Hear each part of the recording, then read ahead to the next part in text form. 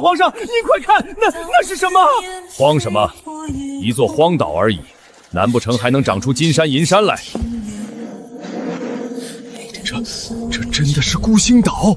皇上，那是什么船？警告：前方舰队已进入孤星岛领海，请立即放下武器，停止前进。朕的大钱要完了。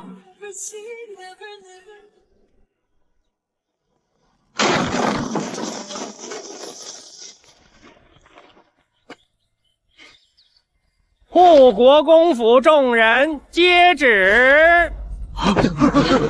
奉天承运，皇帝诏曰：护国公陆振南勾结外敌，私通边军，念其祖上有开国之功，朕不忍诛其九族，特免死罪。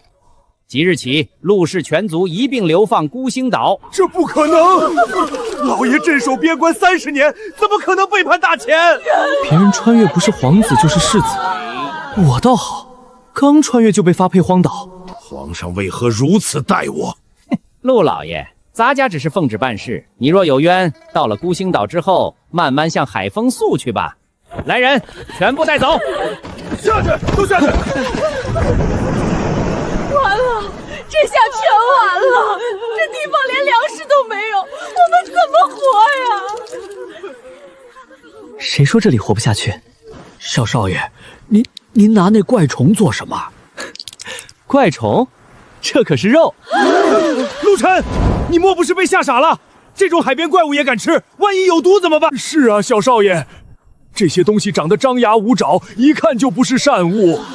一群土包子，居然连螃蟹都没见过。都别哭了，想活命的跟我走。今天我先教你们吃第一顿海鲜。娘，怪虫，好多怪虫！少爷小心，这怪虫会咬人！看见没有？抓这东西不能从前面抓，要按住贝壳。它咬我！它咬我！我刚才说了，从后面按它的贝壳，别伸手进去掏。这种贴在石头上的贝壳也能吃。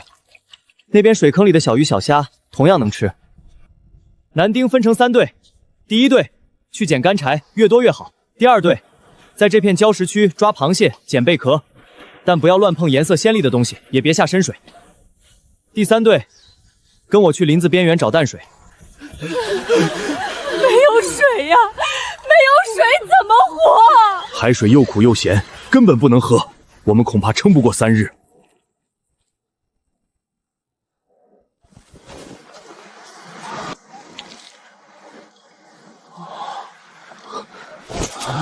这里挖，挖什么？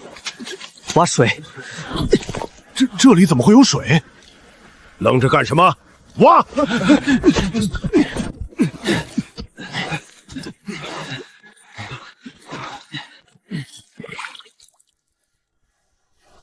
有水，真的有水！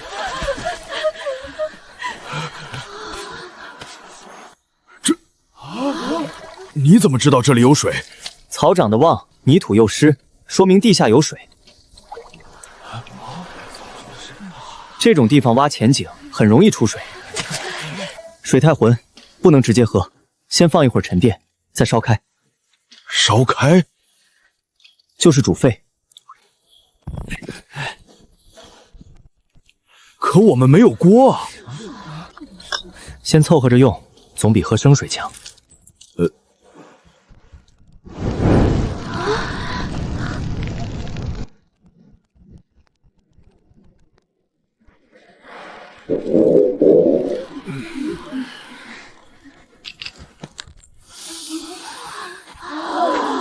就算闻着香，也未必能吃。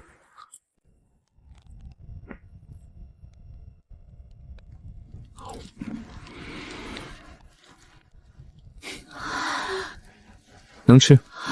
小少爷，能给小的尝一口吗？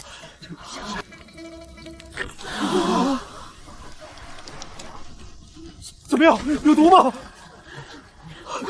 香，太香了！都别急，人人有份。小少爷，我也想尝尝。给我一个！别抢，别抢，那只是我的。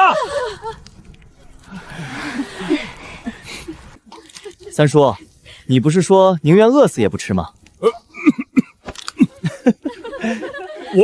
我是替大家试毒。三叔，毒不毒？尚可。陈儿，父亲，这些东西当真足够我们生存下去？只要不乱来，短时间内饿不死。海里有鱼虾贝蟹，林子里应该也有野果和猎物。眼下最重要的不是别的，而是先活下来。明天开始，先解决3件事：吃饭、喝水、睡觉。明天一早分3队，第1队继续赶海，保证所有人都有东西吃；第2队扩大水井，把取水的问题解决；第3队砍树搭棚子，至少让老人和孩子有地方睡觉。等大家安顿下来，再慢慢探索这座岛。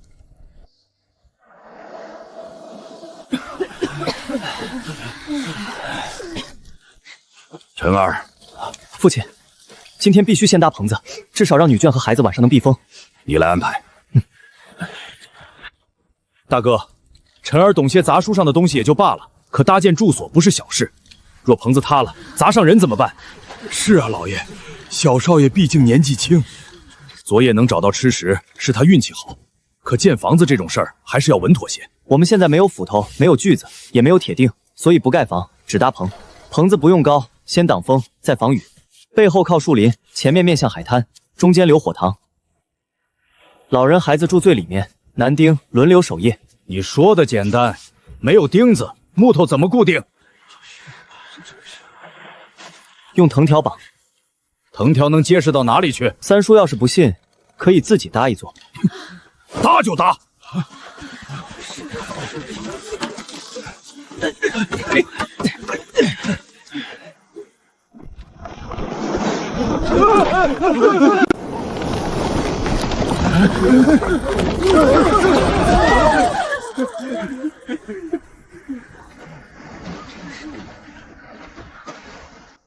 沙地不能硬插，要先挖坑，再埋石头压住。棚架不能四四方方，要做成3角。3角最稳。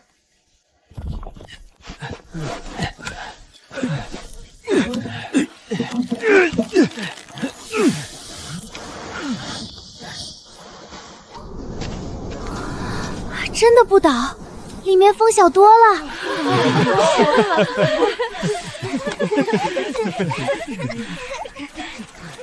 三叔，还要不再试一座？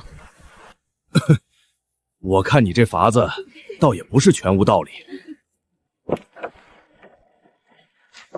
至少今晚不用再睡在风口里了。这才像个能活人的地方。小少爷，这是什么呀？这是鱼篓，鱼能进去，就不容易出来。小少爷，这口子怎么越变越大？等退潮回来，你们就知道了。这水还是浑，先铺碎石，再铺细沙。这些东西能让水变干净？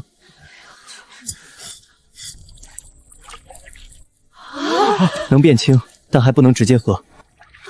真的清了。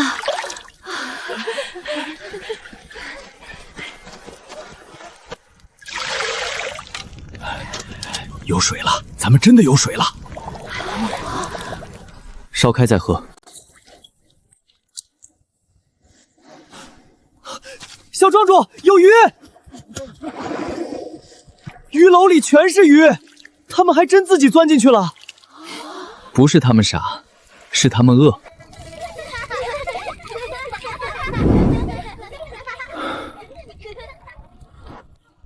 陈儿，从明日起，营子里的事，你来定。好。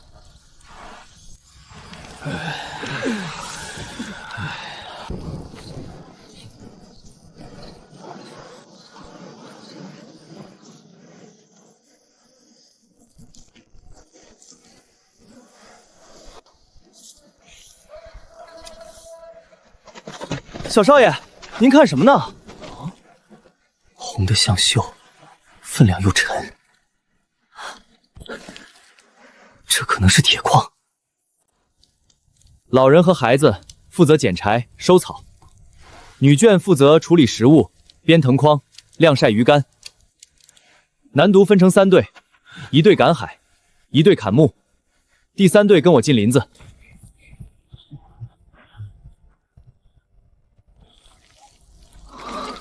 就是这里，咱们挖这么多泥巴干什么？做锅，做碗，以后还要做缸。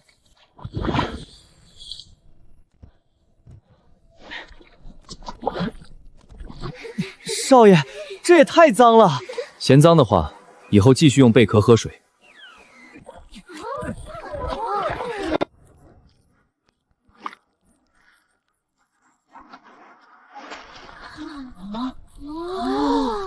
少爷真厉害，泥巴还能变碗。以后是不是不用拿贝壳喝汤了？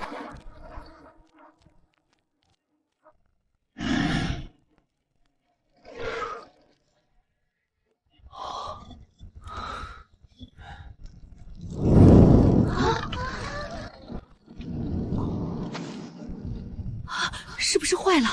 全裂开了吧？第一次烧，裂几个很正常，能成一半就算成功。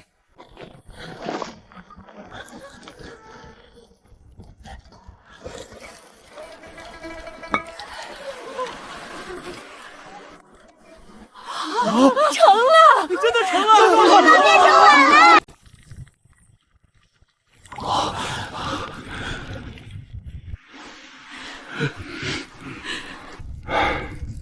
晨儿，你救了大家。这才刚开始。晨儿，这次又要做什么？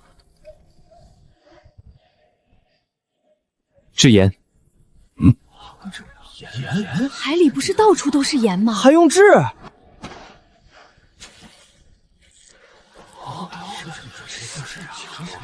海水里确实有盐，但直接晒出来的海盐可不是你们平时吃的精盐。小少爷，盐不就是盐吗？海盐里面除了盐，还有苦露，里面混着很多杂质。直接吃的话，又苦又涩，吃多了还容易闹肚子。先天过滤，再熬煮，最后取盐。别装满，留出熬开的余地。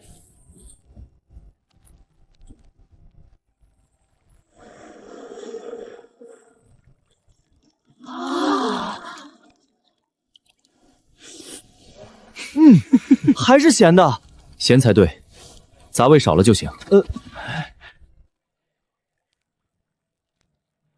火别断，也别太猛。水越少，盐越浓。等它自己析出来。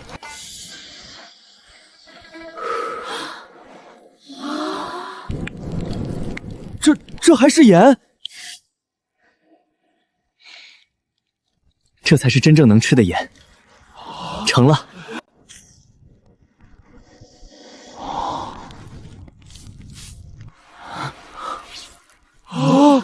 真的不苦，比以前吃的盐还好，像雪一样。哇，这也太细了吧！海水晒出来的盐，居然还能再炼。以后我们不仅不缺盐，还能吃最好的盐。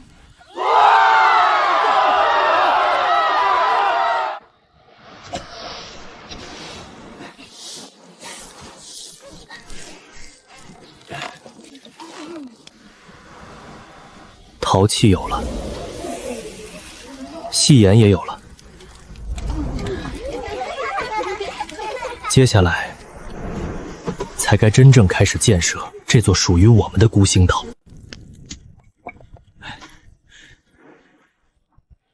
晨儿，你不会又要折腾什么新东西吧？今天我们烧砖。烧砖？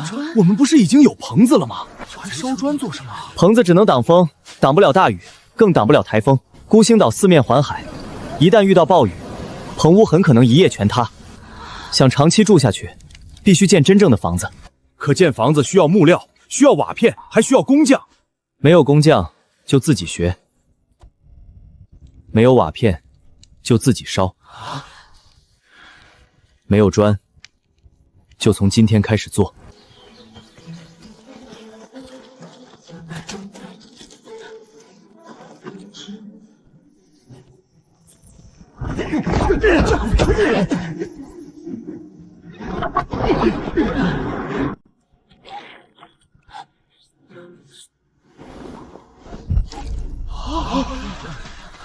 这东西倒是不难，做1块不难，做1000块才难。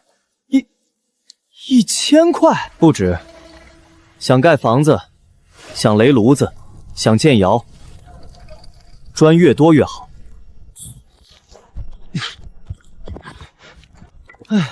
这得做到什么时候啊？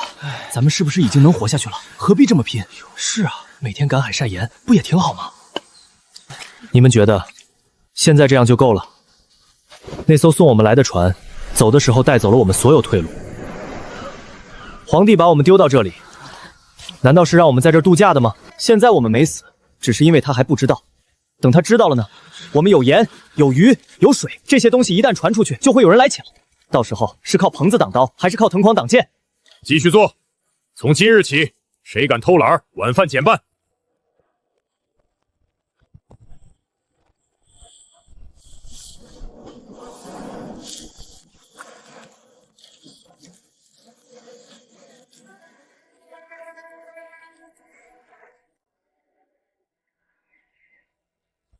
少爷，咱们不是已经有柴了吗？为什么还要烧什么炭？木柴是木柴，木炭是木炭。木柴只能做饭，木炭能炼铁。那是不是烧出炭就能把红石头变成铁了？差不多。小少爷，石头真能变铁？能不能？试过就知道。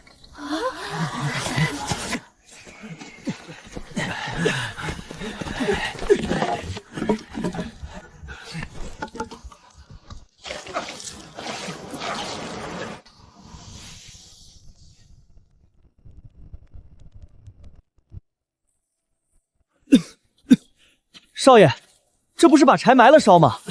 这样不会全烧没了吗？所以要少进气，让木头闷着烧，烧掉水分和杂质，剩下的就是炭。烧东西还不能让它痛快烧，这是什么道理？三叔，火烧得太旺，木头就成灰了；火烧得慢，才会成炭。虽然听不懂，但感觉你又要成了。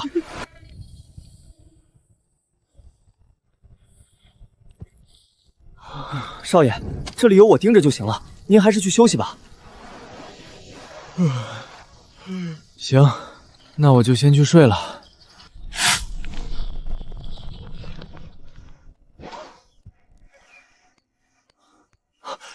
少爷，这就是炭，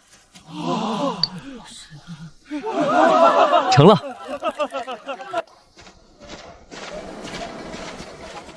砖有了，炭也有了，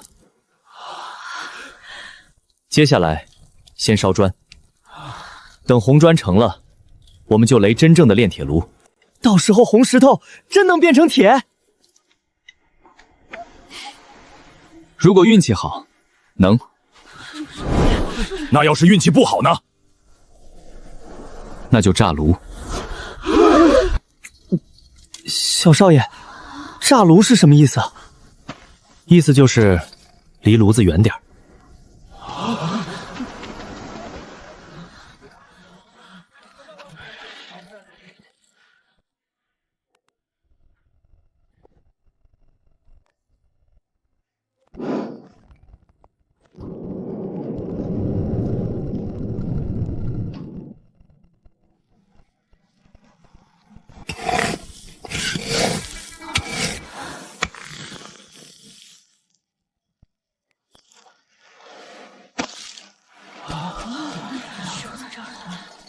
小少爷，成了吗？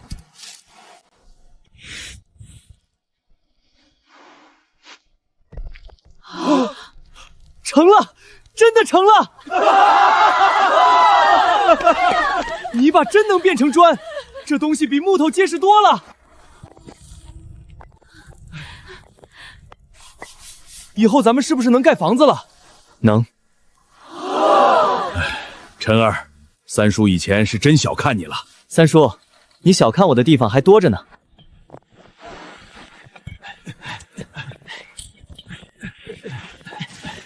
小少爷，咱们现在开始盖屋。不，先垒炉子。你还惦记着炼铁？砖有了，炭有了，矿也有了。今天就是第一炉。少爷，万一又炸炉怎么办？所以炉子垒在营地外。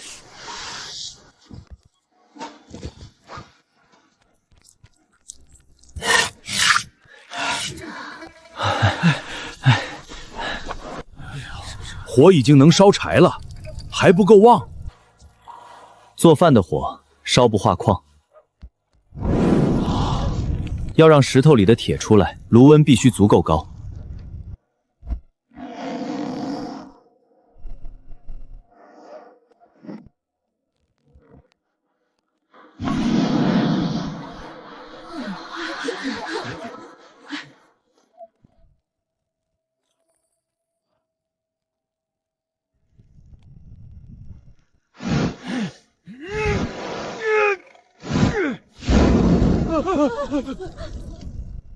小少爷，火真的变猛了。铁呢？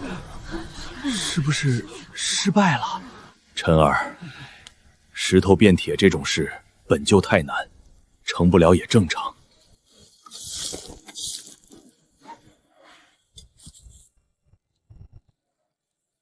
不算完全失败。这都没铁，还不算失败？炉温不够，矿石也没烧透，再改。还来？再改。当然来。烧陶，第一窑也裂了一半；烧砖，第一窑也废了不少。哪有第一次就万事顺利的？想住砖房，想有铁刀铁锅，想以后不被朝廷随便欺负，就得试。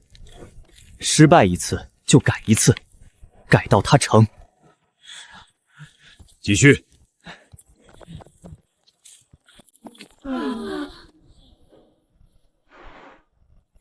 第三炉失败，改料。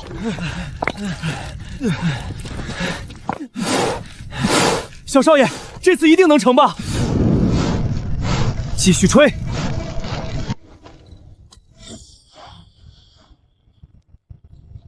这是什么？海绵铁。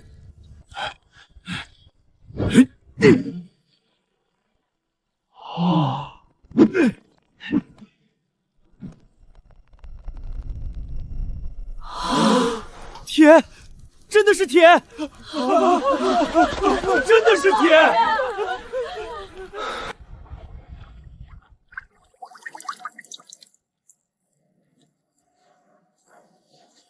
父亲，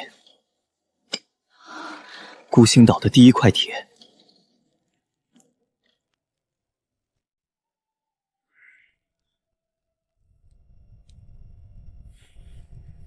从今日起，臣儿之令便是我之令，谁敢违抗，家法处置。是。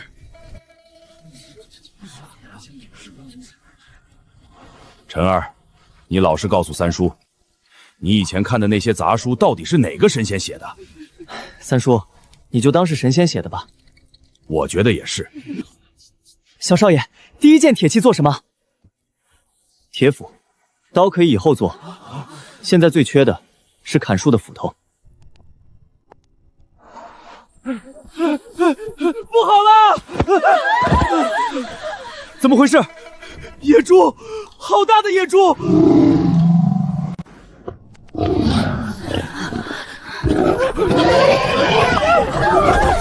小少爷，这玩意儿能吃吗？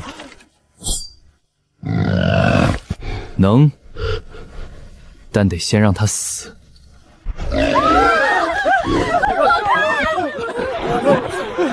小少爷，这家伙真能吃。能吃，但他现在更想吃我们。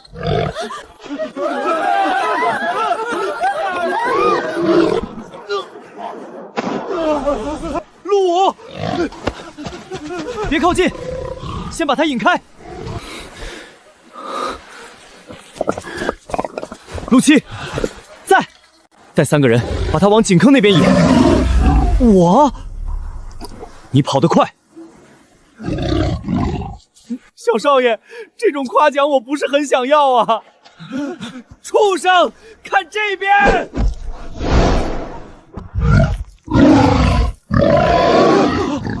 娘哎！哎呦我的娘！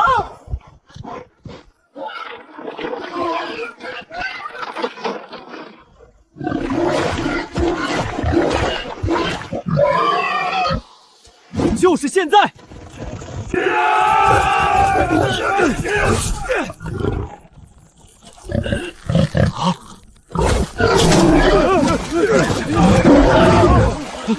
小少爷，刺不进去啊！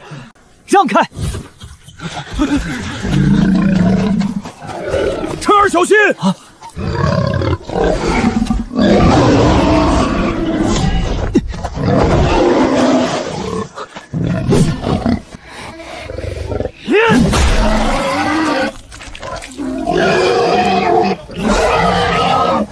刺眼睛，刺脖子。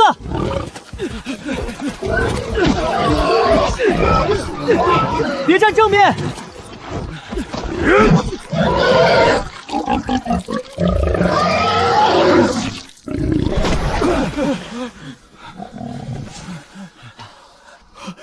太好了，我们杀死野猪了，有肉吃了，有肉吃了。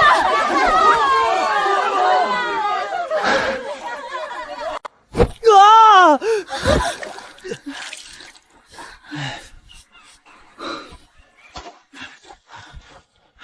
皮剥下来，别弄破。肉分3份，今晚吃1份，1份盐腌，1份熏干。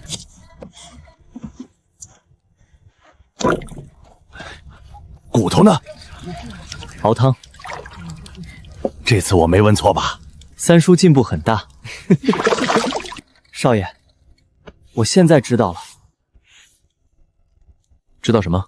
第一件铁器造斧头，今天要是没有这斧头，拿刀都未必能砍死他。工具用对了地方，比武器更重要。而且这头野猪提醒了我们一件事。什么事？营地太不惜安全，野猪能冲出来，狼和豹也能。晨儿，你打算怎么做？以营地为中心，先挖壕沟，壕沟外立木桩，木桩削尖，斜着埋，再用红砖垒内墙，先拦住野兽冲撞。所以你之前烧砖，不只是为了盖屋？房子只是第一步，墙、路、炉子、码头都需要砖。想在岛上活下去，我们不能只有营地，我们要有城。从今日起，所有人优先修墙，赶海队照旧保证吃食，其余男丁挖壕沟、立木桩，女眷和老人负责削藤绳、搬碎石、烧热水。砖房还没盖起来，大家晚上还睡棚子，现在先修墙，是否本末倒置？是啊，小少爷，围墙又不能睡人，如今最要紧的还是先盖房吧。昨夜若不是那头野猪白天冲出来，而是半夜冲进棚屋，你们觉得会死多少人？房子塌了还能重盖，人死了就没了。听晨儿的，先修墙。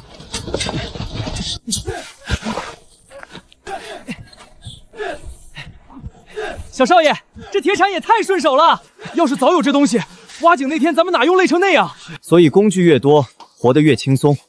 以后我们不光要造铁铲，还要造铁铙、锯子、钉子。小少爷，能不能先给我造把刀？你拿刀砍树？他拿刀未必会砍树，但肯定会拿去显摆。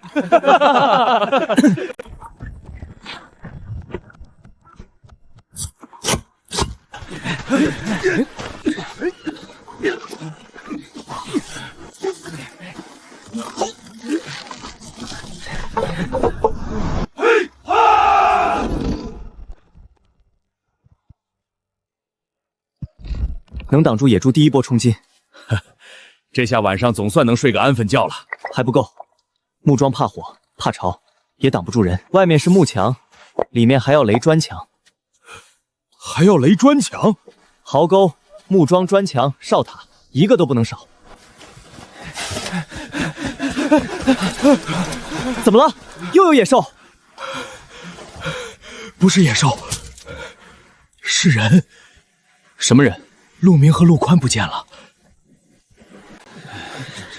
什么时候不见的？中午之后就没看见人。我们刚才去礁石那边找鱼龙，发现少了一捆藤绳，还有几根木头。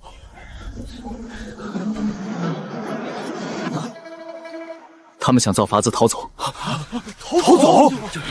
这里离陆地不知道多远，他们不要命了。他们要是逃回去，把岛上的事说出去怎么办？陆七，带10个人跟我去海边，其他人守住营地。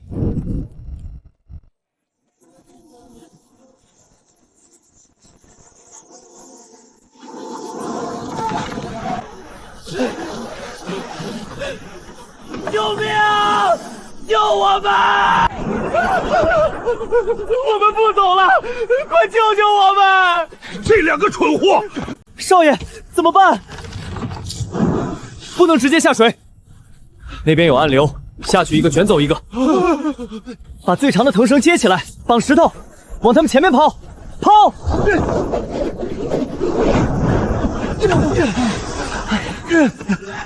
拉！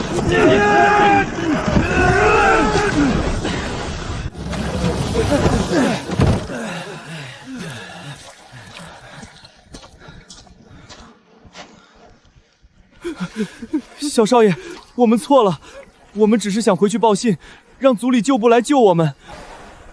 报信？你们连海流都不懂，连方向都分不清，拿什么回去？靠这几根木头？我们就是不想一辈子困一死在这里。想离开可以，想离开可以。等我们有了真正的船，有了能认路的人，有了足够的食物和武器，我亲自带你们离开。但在那之前，谁敢私自出海，就是拿全营业人的命开玩笑。臣儿说的对，若人人都擅自行动，孤星岛迟早大乱。从今天起，孤星岛立第1条规矩：未经允许，任何人不得私自出营，不得私自出海，违者鞭打10下。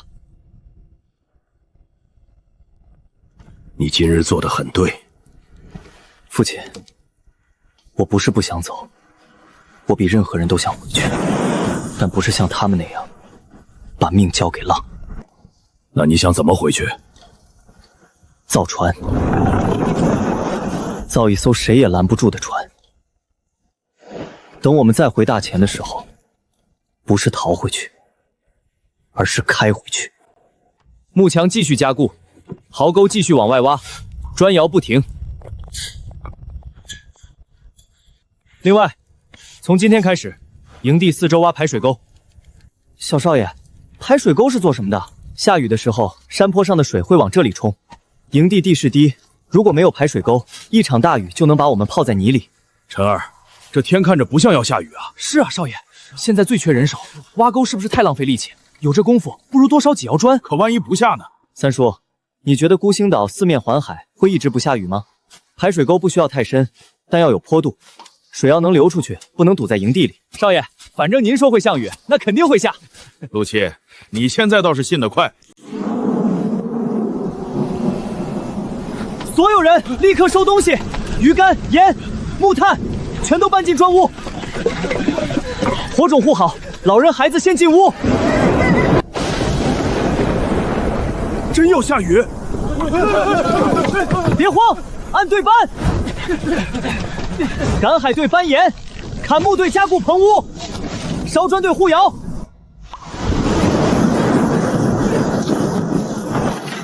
棚子塌了，快进砖屋！若是没有这屋子，今晚怕是要出大事。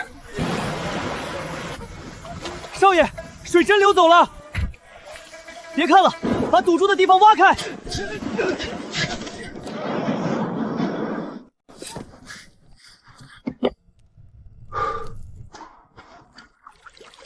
陈二，这次三叔是真的服了。三叔，你上次也这么说过。这次比上次更服。小少爷，后山塌了一块，有没有人受伤？没有，但塌出来一些怪石头，黑的，烧起来还有味儿。黑石头。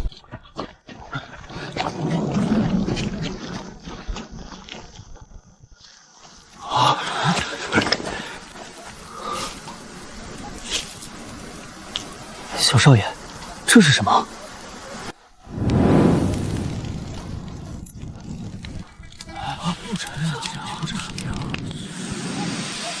石头烧着了，这有什么妖物？不是妖物，是煤。煤？木炭能炼铁，但木炭要砍树，要烧制，数量有限。煤不一样，只要挖出来就能烧。小少爷，也就是说，我们的炉子能烧得更久，砖能烧得更多，铁也炼得更多。传令下去，从今天开始，后山列为矿区，砍木队分一半人出来，改成采巢队。小少爷，这黑石头真能一直烧？能烧，但不能乱烧。为什么？这东西烟大气味重，烧不好会呛死人。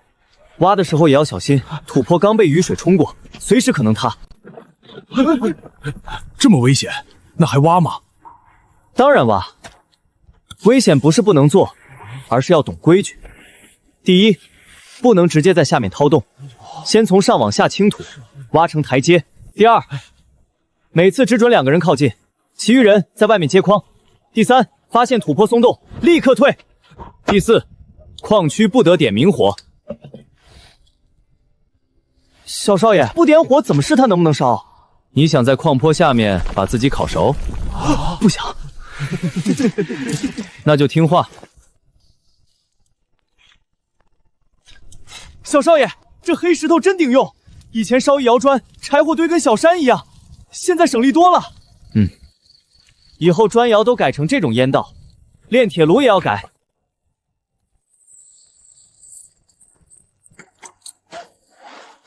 小少爷，这也能吃？不能吃。那留着做什么？烧石灰。贝壳还能烧成石灰？三叔，我不说了，你烧。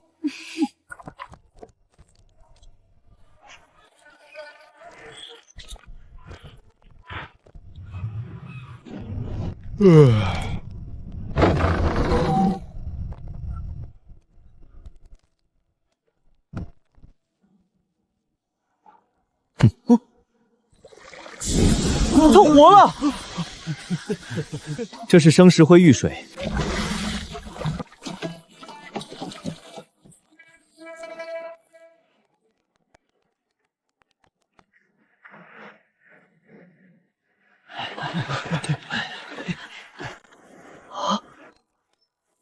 小少爷，这小东西比藤条好用多了。这才多久？刚登岛时我们连水都没有，现在竟然有墙、有屋、有炉、有铁，还不够。这还不够。现在只是能活，想不被人欺负还差得远。小少爷，海上有船。朝廷的船。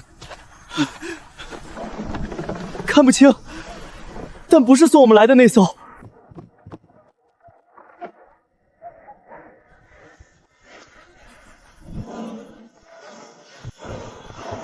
小少爷，怎么办？所有人进墙，灭掉明火，武器拿出来。看出是什么船了吗？暂时看不清。会不会是朝廷派来查看我们死没死的？若是朝廷，不会只来这么小一艘船。那是什么人？海匪。不能让他们看到营地真正的样子，把砖窑和炼铁炉的火全灭了。煤堆盖起来，细盐铁器全部搬进砖屋。女人孩子藏到内墙后面，男丁换破衣服，手里只拿木棍，不要露铁器。小少爷，海匪都来了，咱们还藏铁器？让他们觉得我们弱，他们才敢靠岸。靠岸之后呢？靠岸之后，就别让他们走了。陈儿，我怎么觉得咱们不像护国公府的人，倒像一窝难民？越像越好。哟，还真有人！老大，看样子一群被流放的倒霉鬼，哈哈，今日运气不错。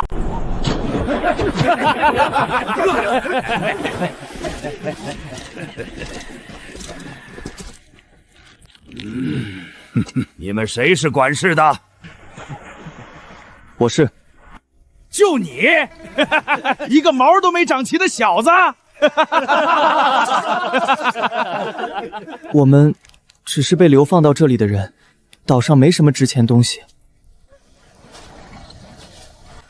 没值钱东西？这是什么？我们抓的鱼。哼，还有锅碗。老大，盐。好盐！这岛上竟然能制这么好的盐！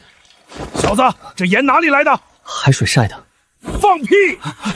从今天起，这座岛归老子了。你们这些人都给老子干活，男人晒盐捕鱼，女人伺候兄弟们。敢发浪的，直接丢海里喂鱼。各位好汉若想要盐，我们可以给。老子不光要盐，老子还要人。再往前就过线了。什么线？哼，一道破沟也敢拦老子？动手！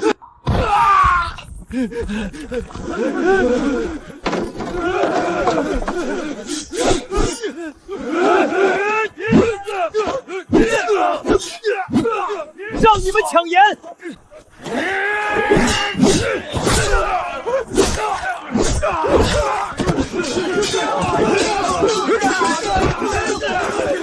他们有铁器，快退！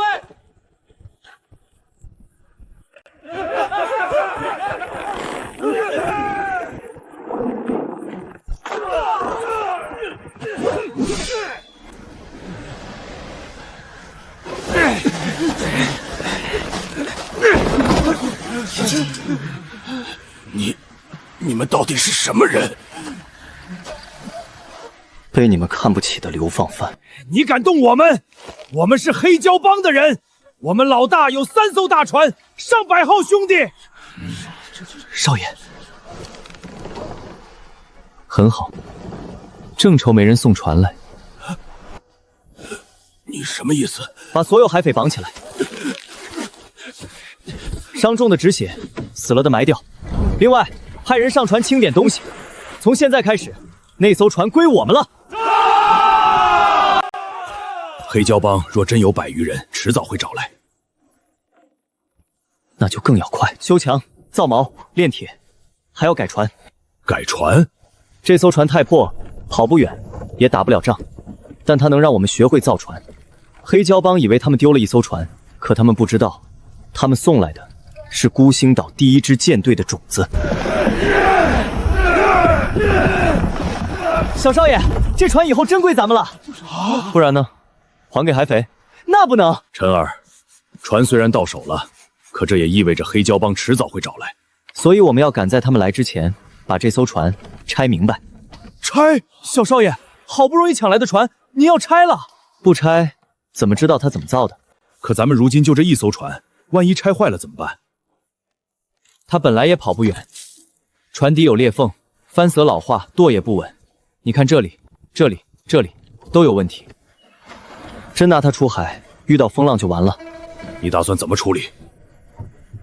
先清点船上物资，再审海匪，最后把船上能用的东西全拆下来。木料、铁钉、毡布、绳索、舵、锚，一个都不能浪费。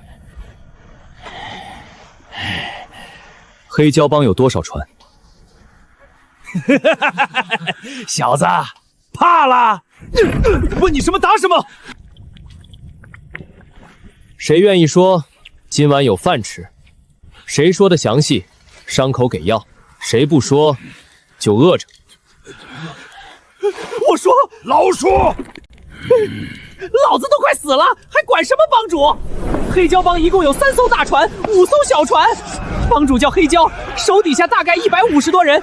他们平日停在黑风礁，那地方离这里不算太远，顺风2日能到。2日航程，若他们发现这艘船没回去，很快就会派人来找。他们多久会发现？我们这次出来是找淡水和能抢的渔船，约定5日后回黑风妖。5日？那我们岂不是只剩几天？若5日没回，他们就会派人找。5天够做很多事。你们船上谁懂修船？他叫胡老四，以前是船匠，后来欠了债，才被抓上船。小少爷饶命，小的不是自愿当海匪的，我会修船，我会补船，我还能看图。你会造船吗？小船会，大船，小的只参与过修，不敢说会造。够了，小的愿意给少爷效劳，只求少爷饶命。陈儿，海匪的话不能全信。我知道。从今天起，你归船务队。若老实干活，有饭吃，有伤药。若敢耍心思，我不杀你，我会把你吊在海边，让你自己看着潮水涨上来。小的不敢。少爷，您这法子吓人多了。黑胶帮最早5日后发现异常，他们若派小船来查，可能7、8日后到；若直接派大船，大概10日左右。我们必须准备迎战。第一，围墙加高；第二，壕沟加深；第三，打造铁矛和弩箭。弩箭？他们从海上来，靠岸之前，我们必须有远程武器。若能造弩，守岸就容易多了。第四，建船渡。船渡是什么？就是修船造船的地方。从今天起，海边划出一块地，用木桩和石头围起来。胡老四负责讲船体结构，陆七带人记录。我记录？小少爷，我宁愿去推风囊，也不想画这些。以后你想出海，就得看懂船。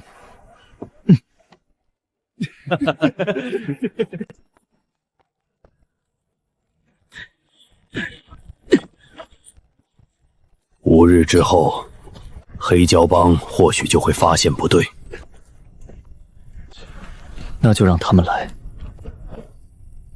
你有把握？没有，但我们每一天都比前一天更强。今天我们只有1把铁斧，明天就会有10根铁矛。今天我们只会拆船，明天就能修船。他们来的越晚，我们胜算越大。哈哈哈哈哈！说得好。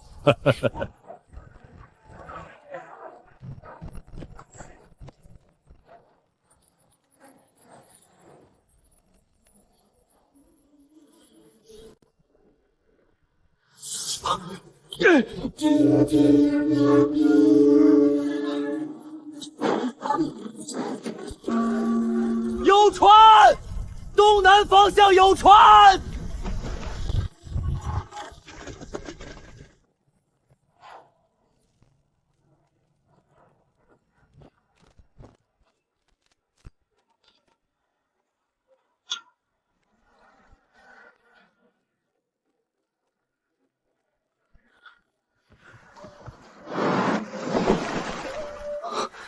才10几个，这是探船，后面一定还有大船。先吃掉它，按计划来。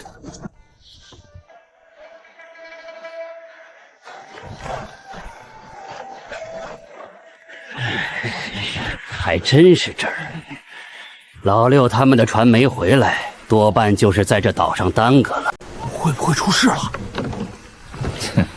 一群流放犯能出什么事儿？估计是这里有好东西，舍不得回去了。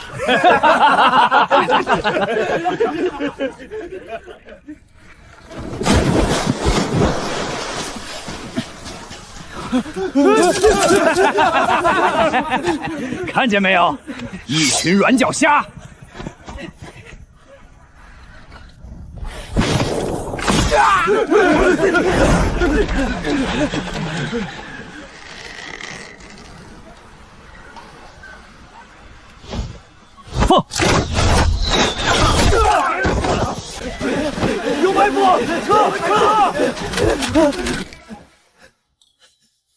再走一步，射你喉咙。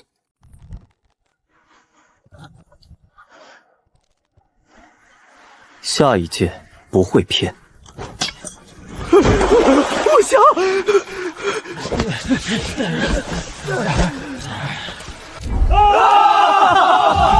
又一艘船。小少爷，这算不算黑胶帮又给咱们送东西来了？这只是探船，真正的大船很快就会来。还有多久？我们只是先来探路，大当家就在后面，最多2日。2日后，黑胶帮3艘大船都会到。2日够了。小少爷，2日能干什么？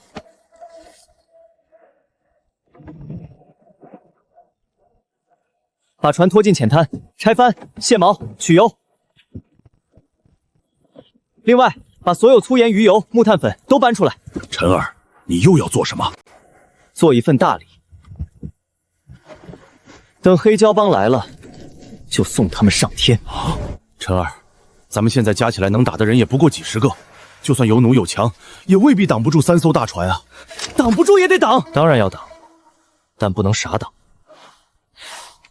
黑胶帮从东南方向来，想靠岸，只有2处地方，一处是礁石滩，船容易搁浅；一处是这片浅湾。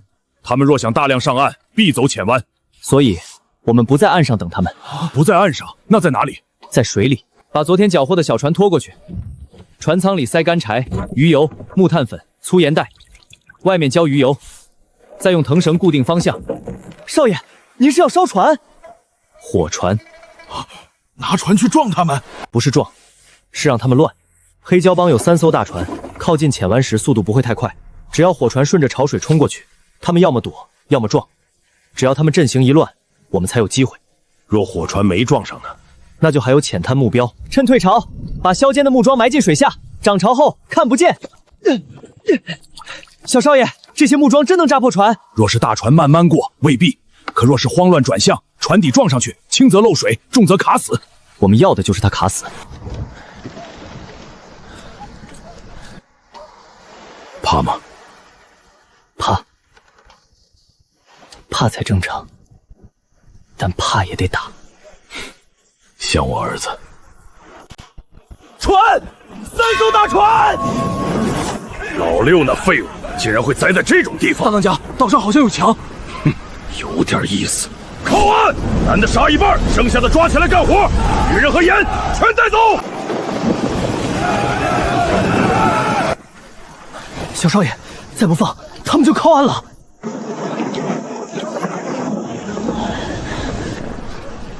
点火！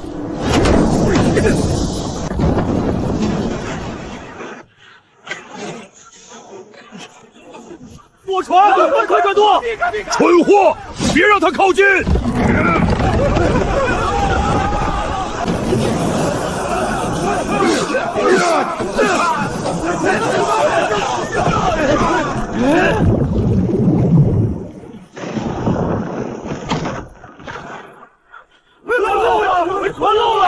放箭！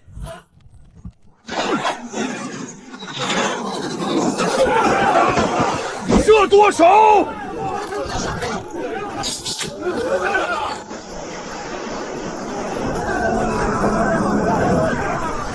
上岸！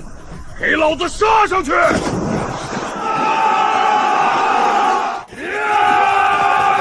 让他们踩陷坑。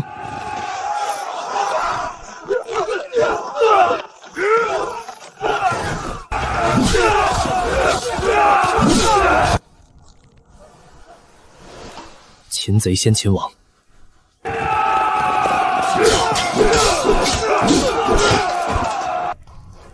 你是这群人的头，杀你的人，老东西，口气不小。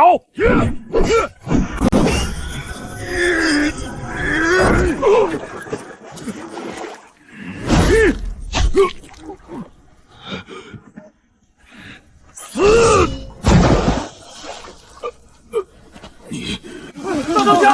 大当家死了！黑蛟已死，放下兵器者不杀。顽抗者杀无赦，强者不杀。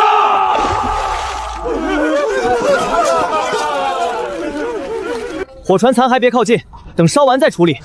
派人看住3艘船，能拖的拖上岸，所有俘虏捆起来，分开关押。父亲，你受伤了，皮肉伤，不碍事。先包扎。现在岛上你可以不听皇帝的，但得听大夫的。大哥，陈儿说的对。陈儿，这一仗之后，附近海域只怕都知道黑胶帮没了，所以我们更要快，还要快。黑胶帮没了，不代表海上就安全了。他们抢了这么多年，也可能还有靠山。消息传出去，别人会想知道是谁吞了黑胶帮。陈儿说的对，胜了这一场，不是结束，而是开始。从明日起，孤星岛全面扩建，俘虏分队干活，愿意归顺的编入劳工营，不愿归顺的继续拎铁，船务扩建3倍。我们要在最短时间内把这些船修好。小少爷，修好之后呢？之后，我们就不再是被困在孤星岛上的人，而是这片海域新的主人。